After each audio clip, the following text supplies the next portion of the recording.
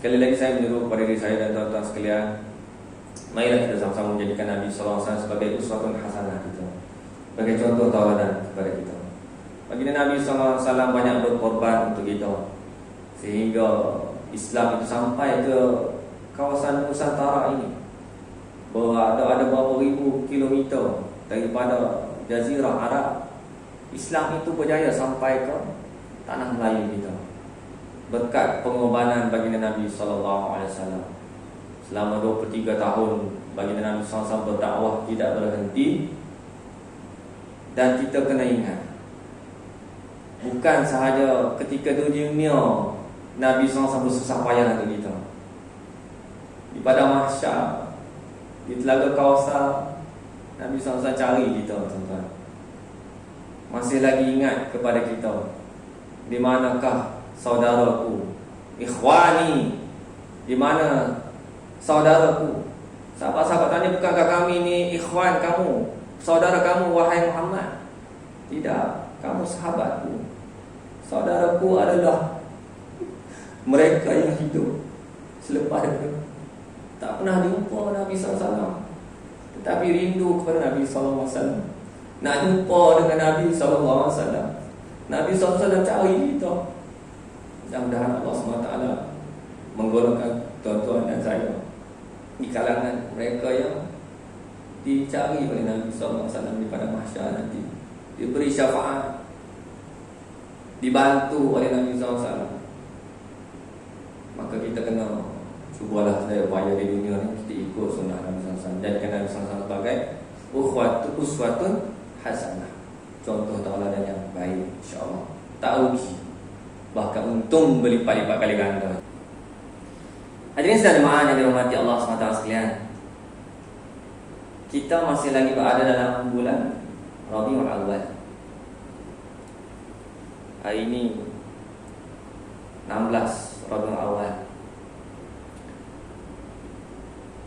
bulan di mana kita meraihkan Maulid, kelahiran Nabi Muhammad sallallahu alaihi wasallam, yang kita cintai, yang kita sayangi.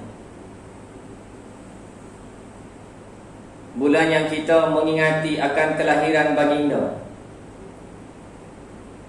Kalau tuan-tuan ingat minggu lepas, saya ada menyebutkan 4 perkara bagaimana kita nak menyuburkan rasa kasih, rasa sayang kita kepada baginda Nabi SAW. 4 perkara tersebut. Yang pertama, sekurang-kurangnya dalam tangan kita ada satu naskah kitab sirah Nabi Muhammad SAW. Saya ucapkan tahniah kepada siapa yang membuat tindakan selepas mendengar khutbah minggu lepas, dan di tangannya mempunyai satu naskah, sekurang-kurangnya satu kitab sirah Nabi Muhammad SAW. Yang kedua saya sebut, kita menghayati perjalanan hidup Nabi Muhammad SAW dalam diri kita, dari sudut akidah, dari sudut ibadah, dari sudut akhlak. Kemudian yang ketiga saya sebut, kita melazimi majlis-majlis ilmu, supaya kita sentiasa mendengar hadis-hadis Nabi SAW, sentiasa mendengar Al-Quran yang disampaikan oleh baginda Nabi SAW. Kemudian yang keempat saya sebut, kita memperbanyakkan salawat kepada Nabi SAW. Tahniah kepada hadirin yang ada membuat tindakan hasil daripada khutbah yang ada. Allah Subhanahu Wa Taala menyebut di dalam Al-Quran Karim, dalam surah Ahzab ayat yang ke-21. Dalam surah Al-Ahzab tersebut Allah Subhanahu Wa Taala menyebut, A'udzu billahi minasyaitonir rajim. Laqad kana lakum fi rasulillahi uswatun hasanatun liman kana yarjullah liman kana yarjullah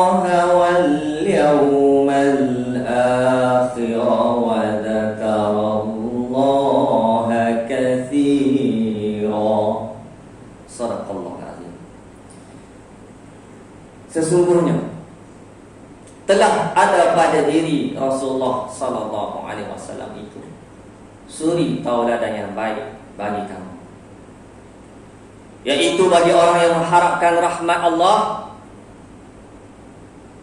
dan kedatangan hari kiamat dan banyak menyebut Allah. Surah Al-Ahzab ayat 21. Allah SWT menyebutkan kalimah uswatun hasanah. Apakah yang dimaksudkan dengan uswatun hasanah pada diri Rasulullah SAW? Uswah bermaksud contoh tauladan, suri tauladan, qudwah, ikutan kita. Hasanah perkara-perkara baik yang semestinya ditunjuk baik oleh Nabi Muhammad SAW. Kita mendengar sifat Nabi SAW. Sekolah rendah kita belajar siddiq, amanah, tabligh, fatanah. Budak-budak pasti pun tahu sifat Nabi Muhammad. Siddiq, benar, amanah, tabligh, menyampaikan, fatanah, bijaksana. Sifat umum Nabi Muhammad SAW ini menjadi uswatun hasanah kepada kita. Bagaimana kita nak mencontohi kalau kita tidak tahu? Bagaimana kita nak ikut kalau kita tidak belajar? Maka di sana kita menelusuri perjalanan Nabi Muhammad SAW. Ketika baginda Nabi SAW lahir ke muka bumi ini, merupakan satu keistimewaan yang besar. Ketika lahirnya Nabi SAW, kita mendengar tentera bergajah Abrahah telah dimusnahkan oleh Allah SWT. Ketika Nabi SAW lahir ke muka bumi ini, kita mendengar api majusi yang hidup beribu-ribu tahun disembah oleh puak majusi terpadam ketika saat lahirnya Nabi Muhammad SAW. Kita mendengar istana Parsi yang begitu gah dengan kemewahan dan kehebatannya runtuh tak kala Nabi SAW lahir. Inilah kelahiran insan yang mulia di atas muka bumi Allah Subhanahu wa taala ini, yang sepatutnya kita merasakan satu keistimewaan kepada kita. Kita menelusuri bagaimana kehidupan Nabi SAW mendapat kemuliaan ketika baginda Nabi SAW keadaan kecil, ketika baginda seorang remaja, bagaimana kebijaksanaannya menguruskan perniagaan yang diberi amanah oleh ayah saudaranya Abu Talib, yang kemudiannya mendapat perhatian Sayyidatina Khadijah radhiyallahu anha atas kebijaksanaan, atas amanah, sifat peribadi mulia yang ada pada diri Rasulullah sallallahu alaihi wasallam ketika remaja. Ketika itu baginda dibesarkan tanpa ayah dan tanpa ibu, hanya menumpang kasih sayang seorang bapa saudara yang mempunyai anak yang ramai, hidup dalam serba kekurangan. Namun insan inilah yang dipilih oleh Allah Subhanahu wa taala. Ketika baginda berumur 40 tahun, datanglah malaikat Jibril alaihissalam memeluk baginda, menyampaikan amanah yang sangat besar untuk disampaikan kepada umat, untuk disampaikan kepada seluruh umat daripada zaman Nabi sallallahu alaihi wasallam sehinggalah zaman sekarang. Dan inilah yang kita sayangi, yang kita junjungi. Nabi Muhammad sallallahu alaihi wasallam membawakan dua perkara, iaitu Al-Quran dan sunnah baginda Nabi sallallahu alaihi wasallam. Bagaimana kita melihat tak kala Nabi sallallahu alaihi wasallam 13 tahun di Mekah, betapa gigihnya baginda menyampaikan amanah Allah Subhanahu wa taala. Berdakwah sanggup diberikan dengan pelbagai perkara, diuji dengan pelbagai perkara, diuji dengan cacian, diuji dengan makian. Hatta ada di kalangan para sahabat yang dibunuh kerana menyampaikan seruan agama Allah Subhanahu wa taala. Inilah cerita Nabi sallallahu alaihi wasallam yang kita cintai, yang kita sayangi. Laqad kana lakum fi Rasulillahi uswatun hasanah. Kesungguhan baginda menyampaikan ajaran Allah Subhanahu wa taala. Setiap tahun orang seluruh jazirah Arab datang ke Mekah untuk menunaikan haji. Baginda Nabi SAW pergi dari satu khemah ke satu khemah untuk menyampaikan ajaran tauhid la ilaha illallah Muhammadur Rasulullah. Berimanlah kamu kepada Allah Subhanahu wa taala. Akuilah aku sebagai nabi umat akhir zaman ini. Hadirin sekalian jemaah yang dirahmati Allah Subhanahu wa taala sekalian. Marilah kita sama-sama menjadikan Nabi Muhammad SAW sebagai uswatun hasanah. Baginda Nabi SAW sebagai contoh seorang ketua keluarga yang sangat mengasihi isteri-isteri baginda, sangat mengasihi anak-anak baginda.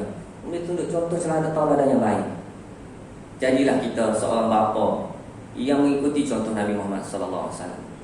Nabi SAW sebagai seorang peniaga yang amanah, jujur, yang tidak menipu, menunjukkan contoh tauladan yang baik. Nabi SAW sebagai seorang pemimpin sebuah negara, bukan negara kecil, tuan-tuan, yang akhirnya apa yang dipasak oleh Nabi SAW itu telah berjaya menguasai kerajaan Rom dan Parsi, merupakan keluasan lebih kurang 3 suku dulu. Saya pernah menyebut sebelum ini dalam beberapa khutbah yang lalu, kaitan bagaimana tersebarnya ajaran Islam ke wilayah Rom dan Parsi. Satu wilayah yang sangat besar, kuasa yang sangat besar, yang dipelopori oleh Nabi Muhammad SAW. Hadirin sekalian jemaah yang dirahmati Allah SWT sekalian. Apabila Nabi SAW berhijrah ke Madinatul Munawwarah, peristiwa hijrah tersebut merupakan satu ujian yang besar kepada Nabi SAW. Baginda terpaksa melalui perjalanan yang bukan jalan biasa. Kalau nak pergi daripada Mekah ke Madinah tersebut, ada laluan biasa yang dilalui, highway ketika itu. Tetapi Nabi SAW memilih jalan yang sukar untuk menyelamatkan agama Allah Subhanahu Wa Taala. Kerana Nabi SAW mendengar musyrikin Quraisy memberikan satu tawaran, siapa yang dapat membunuh Nabi Muhammad ini, dia akan diberikan dengan ganjaran yang sangat besar. Nabi SAW bersama Sayyidina Abu Bakar Siddiq radhiyallahu anhu dalam bulan hijrah hari itu, kita cerita tentang perkara ini. Tuan-tuan semua tahu, insya-Allah. Kan? Begitulah ujian yang ditempuh oleh Nabi SAW. Contoh yang ditunjuk oleh Nabi SAW dalam mempertahankan agama Allah SWT. Inilah yang kita mahu daripada umat akhir zaman ini, supaya kita merasakan kehidupan Nabi SAW ini sebagai satu contoh kepada kita untuk kita ikuti. Satu persatu kita perhatikan apa yang Nabi SAW buat. Nabi SAW bangun malam, Nabi SAW solat malam, Nabi SAW baca Quran, Nabi SAW berzikir, Nabi SAW solat, jaga solat 5 waktu di masjid dan sebagainya. Perkara-perkara asas tentang diri kita ini, diri individu ini, kita cuba contohi. InsyaAllah, mudah-mudahan Allah SWT akan memberikan keberkatan dalam hidup kita. Sebab tu dia kata, liman kana yarjullah, sesiapa yang nak mengharapkan keberkatan daripada Allah SWT. Kita nak berkat dalam diri kita, kita ikut Nabi SAW. Kita nak berkat dalam keluarga kita, kita ikut Nabi SAW. Kita nak berkat dalam perniagaan kita, kita ikut Nabi SAW. Kita nak berkat dalam pekerjaan kita, kita ikut Nabi Muhammad SAW. Hadirin sekalian yang dirahmati Allah Subhanahu Wa Taala sekalian. Sebagai penutup, marilah kita melihat satu ayat Allah Subhanahu Wa Taala daripada surah Al-Fath ayat ke-29. Ayat yang agak panjang tetapi mempunyai 4 ciri mereka yang mengikut Nabi Muhammad sallallahu alaihi wasallam. A'udzubillahi minasyaitonir rajim. Muhammadur Rasulullah walladzina ma'ahu asyidda'u 'alal kuffari ruhama'u bainahum. Muhammad adalah utusan Allah, dan orang-orang yang bersama dengan dia bersikap keras terhadap orang kafir. Yang pertama, tarahum ruk'an sujjadan yabtaguna fadlan minallahi wa ridwana. Yang kedua, ruhama'u bainahum walladzina ma'ahu asyidda'u 'alal kuffari ruhama'u bainahum. Yang pertama, bersifat keras terhadap orang kafir. Yang kedua, ruhama'u bainahum, bersifat kasih sayang sesama mereka. Yang ketiga, tarahum ruk'an sujjadan yabtaguna fadlan minallahi wa ridwana. Kamu melihat mereka rukuk dan sujud mencari kurniaan Allah dan keredaannya. Maksudnya orang ini berzikir, mengingati Allah Subhanahu Wa Taala, zikrullah. Yang keempat, simahum fi wujuhihim min athari sujud. Wajah umat Muhammad akan memancar putih kerana iman dan takwa. Pada wajah mereka nampak tanda-tanda bekas sujud. Dzalika mathaluhum fit Taurah wa mathaluhum fil Injil kazar'in akhraja shat'ahu fa'azarahu fastaghlaba fastawa 'ala suqi yu'jibu az-zurra'a liyaghiza bihimul kuffar. وعد الله الذين آمنوا وعملوا الصالحات منهم مغفرة وأجرا عظيما. صدق الله العظيم.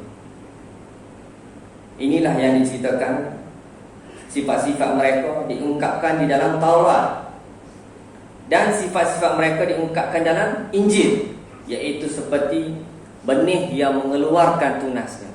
Dan Injil menceritakan tentang sifat-sifat pengikut Nabi Muhammad SAW seperti benih yang mengeluarkan tunasnya. Kemudian tunas itu semakin kuat, lalu semakin besar dan tegak lurus di atas batangnya. Tanaman itu menyenangkan hati penanamnya, kerana Allah hendak menjengkelkan hati orang-orang kafir dengan kekuatan orang-orang mukmin. Allah menjanjikan, wa'adallah, Allah menjanjikan kepada orang-orang yang beriman dan mengerjakan kebajikan di antara mereka ampunan dan pahala yang besar. Marilah kita menghayati 4 sifat yang ada di dalam ayat surah Muhammad, surah Al-Fath ini, tentang sifat pengikut Nabi Muhammad SAW. Yang pertama, alladzina ma'ahu asyidda'u 'alal kuffar. Mereka bersikap tegas, berpegang teguh dengan pendirian Islam, mengamalkan Islam, tahu batas-batas iman dan kufur, yang mana iman, yang mana kufur, yang mana tauhid, yang mana syirik, yang mana benar, yang mana salah. Kita akan bersama-sama dengan Nabi Muhammad SAW. Nakkah kita dengan Nabi Muhammad SAW? Sudah tentulah kita mahu bersama-sama Nabi Muhammad SAW. Ikutlah Nabi SAW, insyaAllah.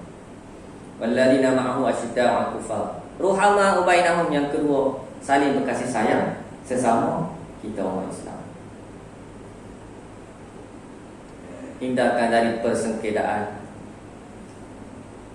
hindarkan daripada permusuhan, kasih sayang sesama kita, sesama umat Islam. Kerana kita adalah bersaudara, adik-beradik, abang kakak, abang adik. Kita ada berani. Simahum fi wujuhim tarahum ruk'an sujadan yabtaguna fadlan minallahi wa ridwan. Sentiasa berzikir mengingati Allah Subhanahu wa taala, sentiasa rukuk dan sujud kepada Allah Subhanahu wa taala. Zikrullah ini bukan hanyalah di lidah, bukan hanya di mulut, tetapi zikrullah ini dengan hati. Kita mengingati, sentiasa ingat Allah Subhanahu wa taala dalam setiap perkara dan setiap ketika. Yang keempat terakhir adalah simahum fi wujuhihim min athari sujud. Di wajah orang yang beriman mempunyai cahaya kerana imannya, kerana takwanya. Lebih-lebih lagi di akhirat nanti Nabi Muhammad SAW mengenali kita kerana cahaya yang ada daripada anggota wuduk yang kita zahirkan. Hadirin sekalian jemaah yang dirahmati Allah Subhanahu wa taala. Sudah cukup berdasarkan itu. Mudah-mudahan kita dapat mengambil sedikit pengajaran, sedikit motivasi kepada kita untuk menjadikan Nabi Muhammad SAW sebagai uswatun hasanah kita, yang kita akan bertemu dengan Nabi SAW di akhirat nanti. Barakallahu li wa lakum fil Qur'anil azim. Wa nafa'ani wa iyyakum bima fihi minal ayati wa dzikril hakim. Taqabbal minni wa minkum tilawatahu innahu huwas samiul alim. Aqulu qawli hadza wa astaghfirullahal azim li wa lakum lisa'il muslimina wal muslimat wal mu'minina wal mu'minat astaghfiruhu innahu huwal ghafurur